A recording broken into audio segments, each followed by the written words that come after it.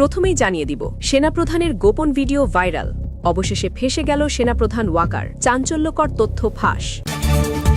এরপর থাকছে ডক্টর ইউনূসের এক ঘোষণায় তোলপাড়, নির্বাচনের আগেই যে ফাঁদে পড়ল বিএনপি। এদিকে জামায়াত আমিরের অ্যাকাউন্ট হ্যাকের ঘটনায় নতুন মোড়, বের হয়ে আসলো থোড়ের বিড়াল। এবং সবশেষে দেখবেন বিএনপিকে জেতাতে আওয়ামী লীগের ভয়ঙ্কর খেলা, তারেকের কাঁধে চড়ে হাসিনার দেশে ফেরার গোপন চক্রান্ত ফাঁস। এতক্ষণ শুনছিলেন সংবাদ শিরোনাম, এখন থাকছে বিস্তারিত। সেনাপ্রধান ওয়াকারুজ্জামান জনগণের সাথে বেইমানি শুরু করেছেন। তিনি কথা দিয়ে সেই কথার বরখেলাফ করছেন। তিনি কথা দিয়েছিলেন নির্বাচন হবে নিরপেক্ষ, কোনো পক্ষপাত হবে না, কিন্তু ইতিমধ্যেই আমরা প্রমাণ পেয়েছি সেনাবাহিনীর একটা অংশ বিএনপিকে ক্ষমতায় আনতে মরিয়া হয়ে আছেন। সেনাবাহিনীর নিজস্ব বডি ক্যামে রেকর্ড হওয়া ভিডিও, যেটা সেনাবাহিনীর গোপন নিরাপত্তায় থাকার কথা, সেটা কিভাবে বিএনপির হাতে পৌঁছালো, সেই প্রশ্নের উত্তর দিতে গিয়ে এবার ফেঁসে যাচ্ছেন সেনাপ্রধান ওয়াকারুজ্জামান। নির্বাচন ঘনিয়ে আসতেই দেশের রাজনৈতিক অঙ্গন অস্বাভাবিকভাবে উত্তপ্ত হয়ে উঠেছে। দৃশ্যমান প্রচারণার আড়ালে চলছে নীরব টানাপড়েন, যেখানে জড়িয়ে আছে নিরাপত্তা কাঠামো, গোয়েন্দা তৎপরতা এবং রাজনৈতিক শক্তিগুলোর পারস্পরিক আশ্বাস। এই উত্তেজনাপূর্ণ প্রেক্ষাপটে সেনাপ্রধান জেনারেল ওয়াকারুজ্জামানের সাম্প্রতিক আশ্বাস নতুন করে আলোচনার জন্ম দিয়েছে। তিনি ভোটারদের নির্ভয়ে ভোটকেন্দ্রে যাওয়ার বার্তা দিয়েছেন এবং সেনাবাহিনীর উপস্থিতির কথা বলেছেন। বক্তব্যটি আশ্বস্ত করে শোনালেও বাস্তব পরিস্থিতি নিয়ে নানা প্রশ্ন ঘুরপাক খাচ্ছে, কারণ মাঠ পর্যায়ের কিছু ঘটনার বর্ণনা সেই আশ্বাসের সাথে পুরোপুরি সামঞ্জস্যপূর্ণ নয় এমন দাবি বিভিন্ন মহল থেকে উঠে এসেছে। ফলে তৈরি হয়েছে এক ধরনের বৈপরীত্য, কথায় নিরাপত্তার প্রতিশ্রুতি কিন্তু ঘটনা প্রবাহের সংশয়ের ছায়া। এখান থেকেই জন্ম নিচ্ছে নানা জল্পনা ও বিশ্লেষণ। অনেকে মনে করেন সুষ্ঠু ও নিরপেক্ষ নির্বাচন নিশ্চিত করার সক্ষমতা যদি কোনো প্রতিষ্ঠানের হাতে থাকে, তবে সেটা সেনাবাহিনী। ভোটকেন্দ্রের নিরাপত্তা, জাল ভোট প্রতিরোধ, ভয়ভীতি দূর করা, এসব ক্ষেত্রে তাদের কার্যকর ভূমিকা রাখার সামর্থ্য নিয়ে তেমন দ্বিমত নেই। প্রশ্নটা বরং অন্য জায়গায়, এই সক্ষমতা বাস্তবে কতটা এবং কিভাবে প্রয়োগ হচ্ছে। কিছু মহলে অভিযোগ উঠেছে সংবেদনশীল তথ্য বা রেকর্ড নির্দিষ্ট রাজনৈতিক পক্ষের কাছে পৌঁছে যাচ্ছে। এসব অভিযোগ সত্য না গুজব সেটা যাচাই করা জরুরি, তবে প্রশ্নগুলো জনমনে সন্দেহের আবহ তৈরি করেছে। একই সাথে গোয়েন্দা সংস্থার নিরপেক্ষতা নিয়েও আলোচনা জোরালো হয়েছে। সেনাবাহিনীতে চেইন অফ কমান্ড সাধারণত অত্যন্ত দৃঢ়, এটা প্রতিষ্ঠিত ধারণা, কিন্তু বর্তমান পরিস্থিতিতে সেই নির্দেশনা কতটা একরূপভাবে কার্যকর হচ্ছে তা নিয়েও বিশ্লেষকদের মধ্যে মতভেদ দেখা যাচ্ছে।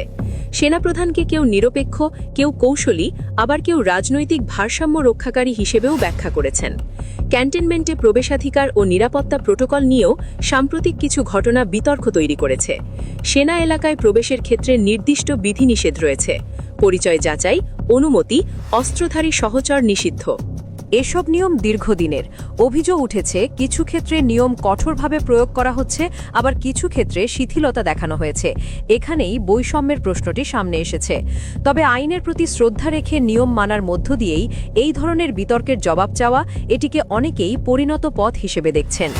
আরেকটি বড় প্রশ্ন ঘুরে ফিরে আসছে, নিরাপত্তা বাহিনীর অভ্যন্তরীণ রেকর্ড বা ফুটেজ যদি বাইরে ছড়িয়ে পড়ে, তাহলে সেটি কিভাবে ঘটেছে? এটি কি প্রশাসনিক দুর্বলতা নাকি ইচ্ছাকৃত ফাঁস? বিষয়টি স্বচ্ছ তদন্তের দাবি রাখে। বর্তমান প্রেক্ষাপটে সেনাপ্রধানের ভূমিকা নিয়েও দ্বিমুখী মূল্যায়ন রয়েছে। অতীত রাজনৈতিক অধ্যায়ে তার অবস্থান, বিভিন্ন সিদ্ধান্ত এবং ক্ষমতার পালাবদলের সময়কার ভূমিকা, সবকিছু মিলিয়ে তাকে ঘিরে ভিন্ন ভিন্ন ব্যাখ্যা তৈরি হয়েছে। কেউ এটিকে কৌশলগত দূরত্ব রক্ষা বলেন, কেউ দেখেন অবস্থান বদলের ইঙ্গিত হিসেবে। সব মিলিয়ে পরিস্থিতি জটিল, বহুস্তরীয় এবং সংবেদনশীল। আশ্বাস, অভিযোগ ও বাস্তবতা, এই মিশ্রণের প্রেক্ষাপটে সবচেয়ে গুরুত্বপূর্ণ হয়ে উঠেছে স্বচ্ছতা, সমতা এবং প্রাতিষ্ঠানিক নিরপেক্ষতা। কারণ শেষ সময় পর্যন্ত জনগণের আস্থা ছাড়া কোনো নির্বাচনী প্রক্রিয়ার সত্যিকারের গ্রহণযোগ্যতা পায় না।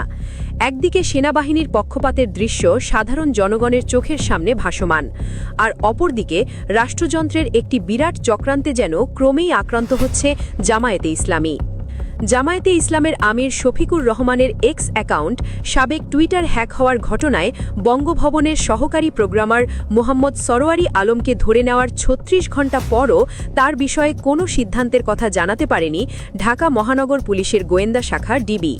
ডিবির একজন কর্মকর্তার নাম প্রকাশ না করার শর্তে বলেন, এখন পর্যন্ত ডিজিটাল ফুটপ্রিন্ট যতটুকু পাওয়া যাচ্ছে তাতে মনে হচ্ছে সরোয়ারি আলম সরকারি যে ইমেল ব্যবহার করতেন সেটি আগেই হ্যাক হয়েছিল, ফলে তার বিরুদ্ধে আইনগত ব্যবস্থা নেওয়া হবে কিনা সে বিষয়ে এখন পর্যন্ত কোনো সিদ্ধান্ত নেওয়া হয়নি।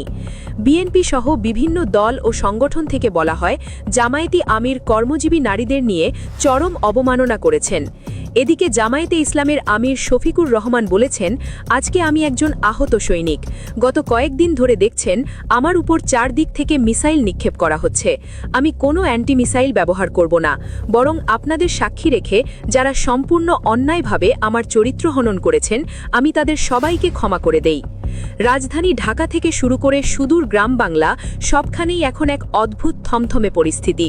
সরকারি অফিসগুলোর দিকে তাকালে কর্মকর্তাদের চোখে মুখে এক অজানা আতঙ্ক দেখা যাচ্ছে।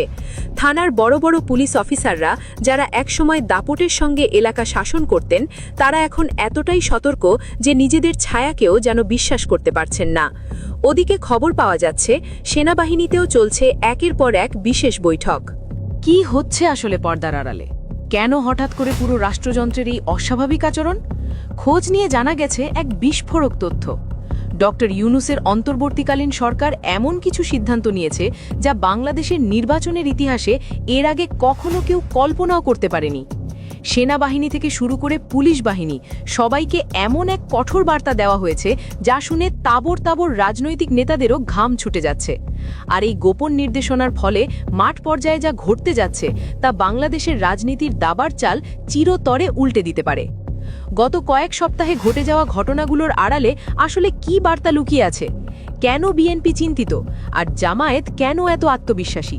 চলুন ঘটনার গভীরে প্রবেশ করা যাক। এই পরিস্থিতিতে সবচেয়ে বড় চিন্তায় পড়েছে বিএনপি। দলটির নীতি নির্ধারকরা হয়তো ভেবেছিলেন আওয়ামী লীগ সরকারের পতনের পর প্রশাসন স্বাভাবিকভাবেই তাদের পক্ষে কাজ করবে। বাংলাদেশে ক্ষমতার পালাবদলে সাধারণত এমনটাই ঘটে, কিন্তু ডক্টর ইউনূসের সরকার এবং বর্তমান প্রশাসনের মনোভাব তাদের সেই পুরনো কৌশলে জল ঢেলে দিয়েছে। প্রশাসনকে ব্যবহার করে নির্বাচনী বৈতরণী পার হওয়ার যে সনাতন পদ্ধতি তা এবার আর খাটছে না। বিএনপির মাঠ পর্যায়ের নেতারা এখন বুঝতে পারছেন প্রশাসনের উপর ভরসা করে বসে থাকার দিন শেষ। ক্ষমতায় যেতে হলে তাদের যেতে হবে জনগণের দ্বারে, ভোট চাইতে হবে স্বচ্ছভাবে। এটি তাদের জন্য এক নতুন চ্যালেঞ্জ, যার জন্য হয়তো তারা পুরোপুরি প্রস্তুত ছিলেন না। অন্যদিকে জামায়াত ইসলামীর শিবিরে দেখা যাচ্ছে এক ভিন্ন চিত্র। তাদের প্রতিক্রিয়া বেশ আগ্রহ উদ্দীপক।